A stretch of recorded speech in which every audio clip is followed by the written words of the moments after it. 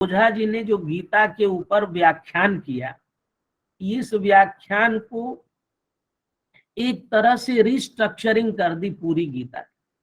गीता को नए ढंग से समझने का एक मॉडल दिया और उन्होंने कहा कि जो लोग समझते हैं गीता कर्म योग, ज्ञान योग, भक्ति योग की किताब है, ये वस्तुतः इनका तो विषय है, लेकिन यह कर्म, ज्ञान और भक्ति नहीं है, इसमें बुद्धि योग है और यह बुद्धि योग का ग्रंथ है।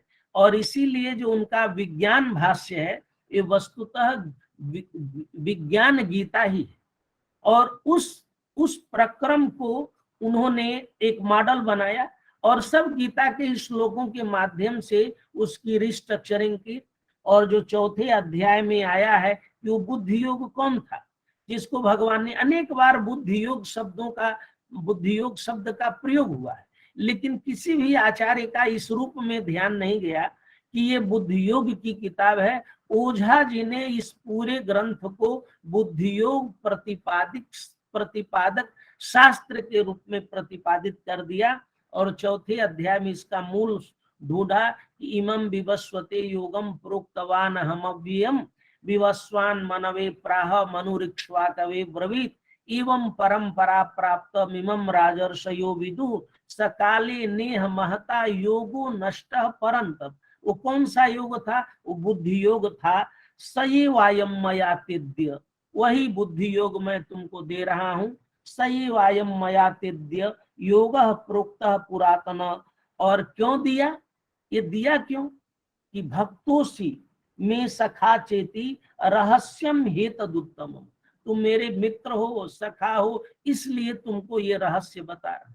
तो ये विज्ञान गीता का उन्होंने उपक्रम कर दिया और इस विज्ञान गीता को 4 अध्यायों में विभक्त किया और उसको राजर्षि विद्या, सिद्ध विद्या और राज विद्या और आर्ष विद्या, और इसमें वैराग्य, ज्ञान, ऐश्वर्य और धर्म, इस रूप में इसका प्रतिपादन कर दिया। तो इस प्रकार से ये जो गीता का उन्होंने भाष्य किया, उसके 4 कांड है। एक है रहस्य कांड, शीर्षक कांड, आचार्य कांड और हृदय कांड।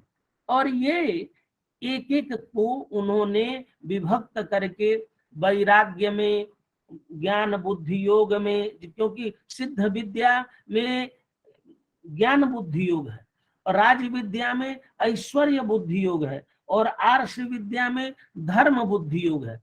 तो इस प्रकार से जब इस ढंग से उनको हम समझें, एक एक, जैसे सभी आप लोगों ने यहाँ एक एक विषय का उपस्थापन किया, बड़ा अद्भुत रहा। और ओझा जी की कुछ विशेषताएं हैं इनके व्याख्यान की, और नए ढंग से अब देखिए आप, ये जो तीसरा जो विषय था, ये तीसरे को उन्होंने इनको सबको राजर्षि विद्या के अंतर्गत ये जो 7 उपनिषद हैं और 7 उपनिषद के अंदर उपदेश है, तो ज्ञान योग निष्ठा, बुद्धि योग निष्ठा, और अभी जो हम लोग आज चर्चा कर रहे थे वो था स्वभाव सिद्ध सहज कर्म परित्याग, इसका उन्होंने नाम रखा। और 7 1 से लेके 32 श्लोक, इस 7वें, इस जो आज चर्चा हुई, इसको 1 से 32 श्लोकों में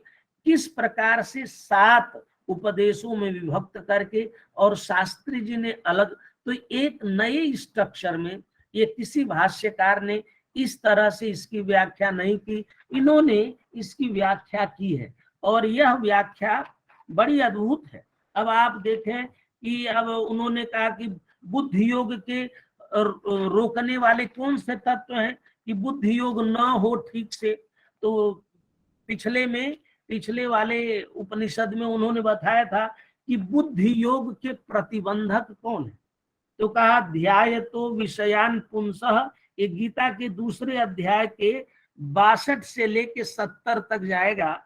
तो ध्यायतो विषयान पुंसः संगस्तेषु पजायते संगात संजायते कामः, इस प्रकार से उन्होंने बुद्धि योग के प्रतिबंधक धर्मों, तो नए ढंग से विषयों की व्याख्या की। हम लोग चाहते हैं कि ये जो इनका मॉडल है, अभी तक जितने भाष्यकार हुए एक एक श्लोक को क्रमशः व्याख्या किए, इन्होंने पूरी गीता को उलट पुलट कर दिया। एक नए ढंग से विज्ञान गीता, नए विभाग, नए उसके उपदेश और नए स्ट्रक्चर में, और शास्त्री जी ने इतने विषय उसमें डाल दिए हैं, तो हमको उस नए स्ट्रक्चर में समझना है। और इसीलिए इस 2022 को हम लोगों ने गीता यज्ञ के रूप में रखा है।